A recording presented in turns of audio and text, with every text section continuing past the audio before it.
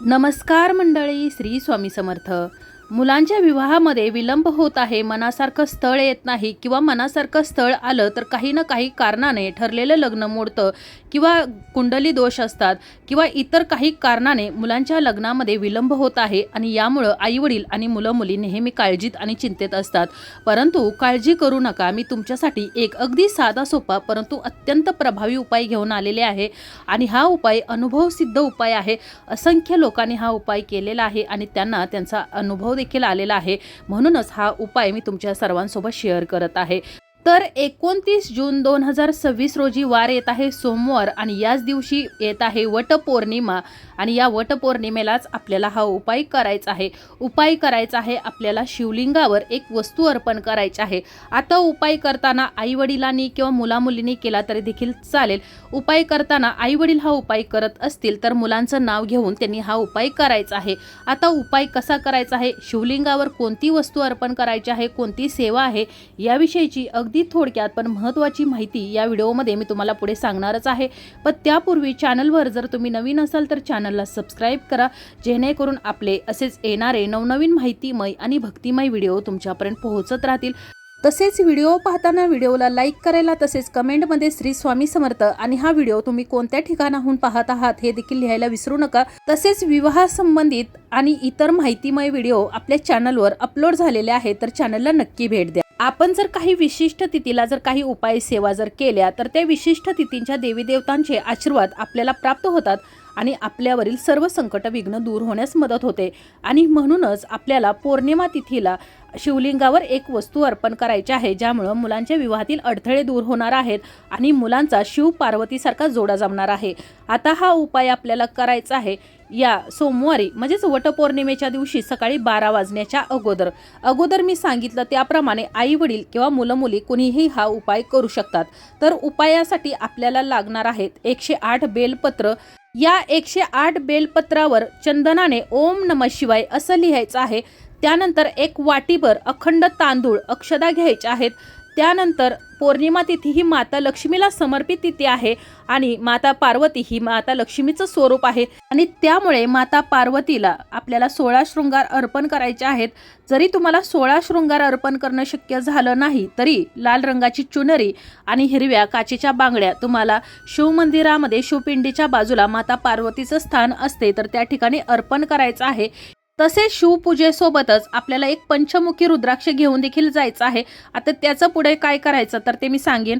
त्यानंतर शिवमंदिरामध्ये गेल्यानंतर आपण जे दूध घेतलेलं आहे कच्चं किंवा पंचामृत घेतलं असेल तर त्यामध्ये थोडंसं केसर मिसळायचं आहे आणि अक्षता ज्या अखंड घेतलेल्या आहेत तर त्या थोड्याशा अक्षता या दुधामध्ये किंवा पंचामृतामध्ये टाकायच्या आहेत आणि याचा अभिषेक शिवलिंगावर करायचा आहे. आता अभिषेक करत असताना 21 वेळा तुम्हाला एक मंत्र सांगत आहे तर तो मंत्र म्हणायचा आहे, ओम पार्वती पते नमः विवाह देही देही.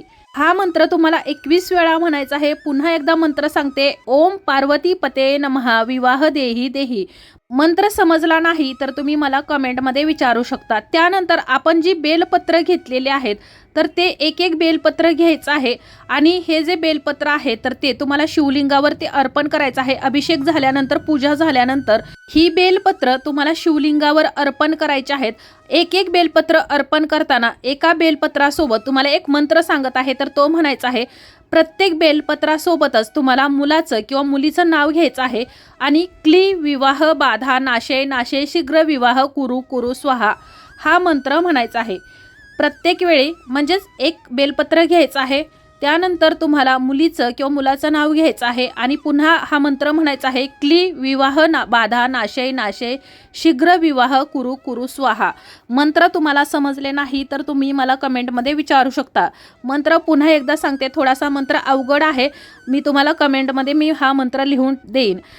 क्ली विवाह बाधा नाशे नाशे शीघ्र विवाह कुरु कुरु स्वाहा. एक बेलपत्र, मुलाचं किंवा मुलीचं नाव आणि हा मंत्र.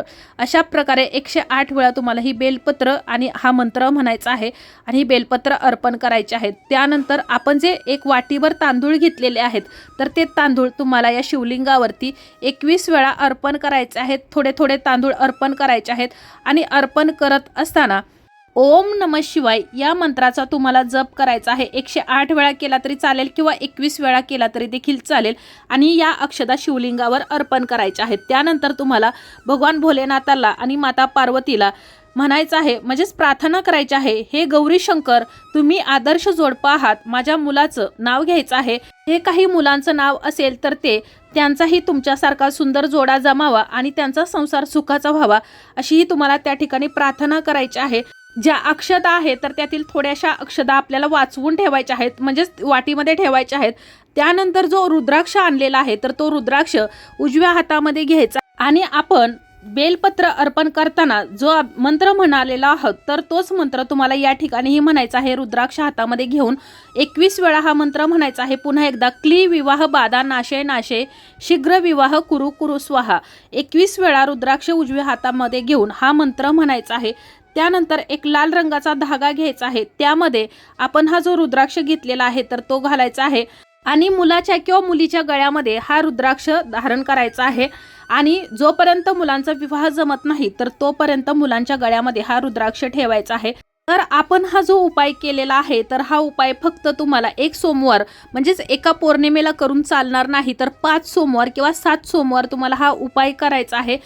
त्यानंतर उरलेल्या ज्या अक्षता आहेत तर त्यातील थोड्याशा अक्षता घ्यायच्या आहेत आणि मुलावरून किंवा मुलीवरून 7 वेळा तुम्हाला या उतरून घ्यायच्या आहेत. म्हणजे ज्याप्रमाणे दृष्ट काढतो तर त्याप्रमाणे आणि आपल्या मुलांच्या विवाहातील अडचणी दूर व्हाव्यात म्हणून आपल्याला बोलायचं आहे. आणि त्यानंतर या अक्षता वाहत्या पाण्यामध्ये सोडून द्यायच्या आहेत. उरलेल्या ज्या थोड्या अक्षता आहेत तर त्या तुम्हाला हळदीनं पिवळ्या करून घ्यायच्या आहेत आणि याची एक पोटली तयार करून किंवा एखाद्या कागदाच्या पुडीमध्ये बांधून त्या आपल्या मुलांच्या जवळ ठेवायच्या आहेत. यामुळे विवाहामध्ये येणारे सर्व दोष, काही ज्या अडचणी आहेत तर त्या दूर होण्यास मदत होते. त्यानंतर शिवमंदिरामध्ये जो नंदी असतो तर त्या नंदीच्या कानामध्ये तुम्हाला तुमच्या मुलांच्या विवाहासंबंधी जी काही समस्या आहे, अडचण आहे तर ती सांगायची आहे. नंदी हे भगवान भोलेनाथांचं वाहन आहे, दूत आहे आणि तुमची जी समस्या आहे, अडचण आहे तर ती भगवान भोलेनाथांपर्यंत पोहोचवण्याचं काम हा नंदी करत असतो. त्यामुळे तुम्हाला नंदीच्या कानामध्ये देखील हे जे मुलांच्या विवाहासंबंधित अडचण आहे, समस्या आहे तर ती सांगायची आहे. जर तुमच्या देवघरामध्ये शिवलिंग असेल तर त्या ठिकाणीही तुम्ही हा उपाय करू शकता. जर तुमची मुलं शिक्षणानिमित्त, नोकरीनिमित्त घरापासून दूर असतील तर आई वडिलांनी आपल्या मुलांचं नाव घेऊन हा उपाय करायचा आहे आणि मुलं जर करत असतील तर त्यांनी स्वतःसाठी उपाय करायचा आहे. त्याचबरोबर भाऊ बहीण किंवा कुटुंबातील इतर व्यक्तीही हा उपाय करू शकतात. जर तुमच्या घरापासून शिवमंदिर दूर असेल आणि तुमच्या देवघरामध्ये जर शिव पार्वतीचा जर फोटो असेल, प्रतिमा असेल तर त्या ठिकाणीही तुम्ही हा उपाय करू शकता.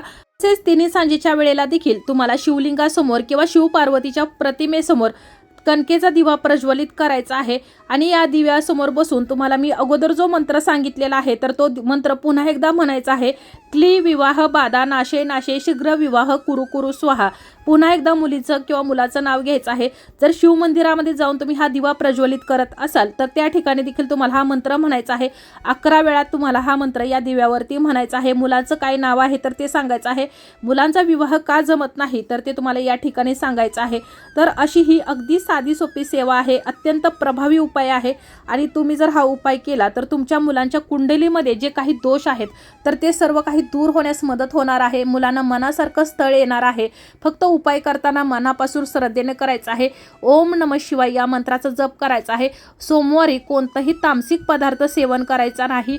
त्याचबरोबर मुलामुलींनी या दिवशी उपवास करायचा आहे, व्रत करायचं आहे. शक्यतो 5 सोमवार जर तुम्ही हे व्रत म्हणजेच हे जर उपाय करणार असाल तर 5 सोमवार तुम्ही तामसिक पदार्थ खाणे टाळायचं आहे. मुलींना जर हा उपाय करायचा असेल आणि मुलींना जर मासिक धर्म आला तर त्या काळामध्ये मुलींनी हा उपाय करायचा नाही. आणि मी ज्या अखंड अक्षता सांगितल्या होत्या हळदीनं पिवळ्या केलेल्या तर त्या मुलीने किंवा मुलांनी आपल्या सोबत नेहमी ठेवायच्या आहेत. जर सोबत नेहमी ठेवणं शक्य होत नसेल तर तुम्ही या अक्षता देवघरामध्ये ठेवायच्या आहेत आणि ज्या वेळेला तुम्ही मुलांसाठी स्थळ पाहण्यासाठी जात असाल तर त्यावेळेला या अक्षता सोबत ठेवायच्या आहेत. त्याचबरोबर या ज्या अक्षता आहेत तर त्यांना थोडंसं चंदन देखील लावायचं आहे, ज्यामुळे मुलांच्या विवाहामध्ये जे काही अडथळे येत आहेत तर ते दूर होण्यास मदत होणार आहे.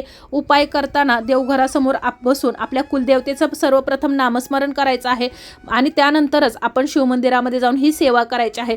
आपली कुलदेवी ही आपल्या कुळाचं रक्षण करत असते आणि आपल्याकडून जर तिची कोणती सेवा करायची राहून गेली असेल तर त्यामुळे आपल्या मुलांच्या विवाहामध्ये अडचणी किंवा घरामध्ये कोणी ना कोणी आजारी पडत असतो किंवा घरामध्ये पैसा टिकत नाही किंवा इतर काही कारणाने घरामध्ये सतत काही ना काही विघ्न अडचणी येत राहतात आणि त्यासाठी कोणतीही सेवा कोणताही तुम्ही उपाय करत असताना सर्वप्रथम तुम्हाला तुमच्या कुलदेवतेचं नामस्मरण करायचं आहे आणि त्यानंतर आपण जो उपाय करणार आहात, जे सेवा करणार आहात, तर त्या देवी देवतेंचं नामस्मरण करायचं आहे, उपाय करायचा आहे।